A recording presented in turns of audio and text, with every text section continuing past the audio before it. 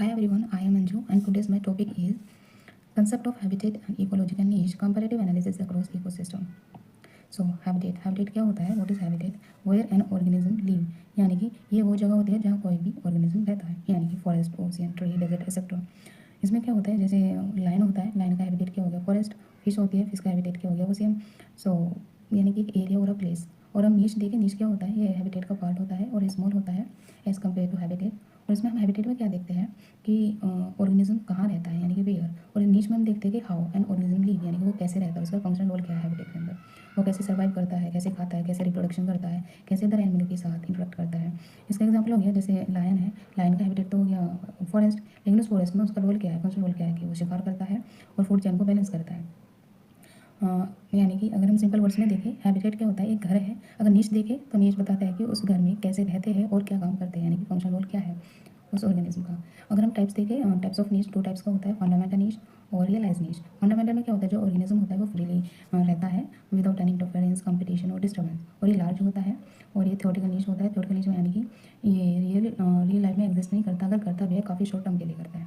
अगर रियलाइज नीच को देखें तो इसमें कॉम्पिटिशन प्रेजेंट होता है और इसमें इंटरफेरेंस भी प्रेजेंट होता है, और ये स्मॉल होता है और रियल कंसेप्ट होता है और ये इन्वायरमेंट में एग्जिस्ट करता है।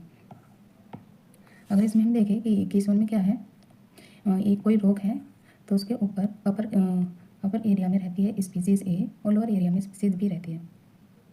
अगर हम स्पीसीज़ बी को रिमूव कर दें तो क्या होगा, स्पीसीज़ ए अगर लोअर एरिया को ऑक्यूपाई कर लेता है, यानी कि बी लोअर एरिया को, तो वो फंडामेंटल नीच होगा। अगर स्पीसीज़ ए अपर एरिया में ही रहती है तो ये रियलाइज नीच होगा। केस टू में क्या है, यहाँ स्पीसीज़ ए और बी दोनों मौजूद है। स्पीसीज़ बी का रियलाइज नीच छोटा हो जाता है क्योंकि स्पीसीज़ ए उस जगह पर कॉम्पीट कर रही होती है। अगर स्पीसीज़ ए ना हो तो स्पीसीज़ बी पूरी एरिया को ऑक्यूपाई कर सकती है, जो कि उसका फंडामेंटल नीच होगा।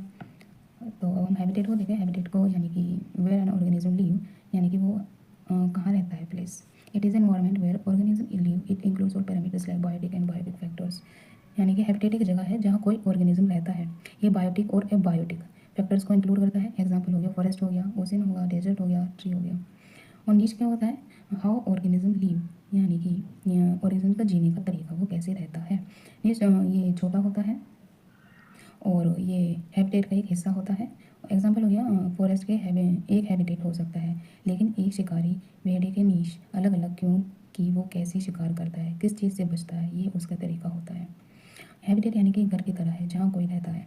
हैबिटेट नीच क्या होगा, उस घर में रहने का तरीका, कैसे रहता है, क्या काम करता है।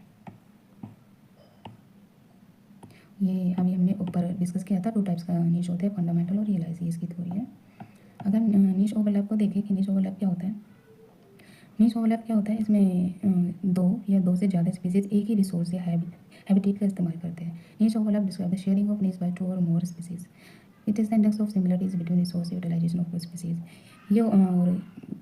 ये ओवरलैप कंपटीशन क्रिएट करता है क्योंकि लिमिटेड रिसोर्सेज के लिए स्पीसीज आपस में कॉम्पीट करते हैं। अगर कंपटीशन ज़्यादा हो जाए ओवरलैपिंग की वजह से, तो एक स्पीसीज दूसरी को डोमिनेट करके हटा सकता है और फिर दोनों स्पीसीज रिसोर्सेज के लिए अलग अलग तरीके से यूज़ करना सीख सकती है। ये डिफरेंस है हैबिटेट और नीच में। हैबिटेट एक एरिया है जहाँ कोई स्पीसीज रहती है और दूसरी एनवायरमेंट फैक्टर्स के साथ इंटरेक्ट करती है। और नीच क्या है, नीच ये दो बताता है कि एक ऑर्गेनिज्म किस तरह से रहता है और दिए गए इन्वायरमेंटल कंडीशन में सर्वाइव करता है। Habitat is a physical place, यह एक फिजिकल जगह होती है। और नीच क्या होता है, नीच एक एक्टिविटी है जो ऑर्गेनिज्म परफॉर्म करता है। Habitat is not species specific. Habitat किसी एक स्पीसीज के लिए स्पेसिफिक नहीं होता, ये एक हैबिटेट में बहुत सारी स्पीसीज रह सकती है। नीच इज ए स्पीसीज स्पेसिफिक, नीच एक स्पेसिफिक स्पीसीज के लिए होता है।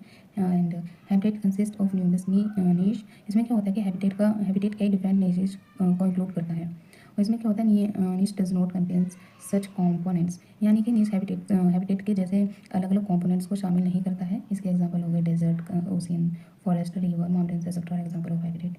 और ये नीच हैबिटेट का ही एक पार्ट होता है। अगर हम comparative analysis of habitat and नीच अक्रॉस इकोसिस्टम देखें तो इसमें क्या होगा, हैबिटेट डाइवर्सिटी में, तो हम टेरेस्ट्रियल इकोसिस्टम में हैबिटेट डाइवर्सिटी देखें तो यहाँ पे काफ़ी हाई होती है, जैसे फॉरेस्ट में, डेजर्ट्स में, ग्रासलैंड्स में बहुत वैरायटी होती है। और एक्वेटिक इकोसिस्टम में देखें तो हम यहाँ मीडियम लेवल का वेरिएशन होता है, लेकिन ये पानी की डेप्थ और सैलिनिटी पे डिपेंड करता है। और एक्सट्रीम इकोसिस्टम में देखें तो यहाँ सिर्फ कुछ खास ऑर्गेनिज्म ही सर्वाइव करते हैं क्योंकि कंडीशन बहुत हार्श होती है। अगर निश स्पेशलाइजेशन देखें, पेरिस्टल इकोसिस्टम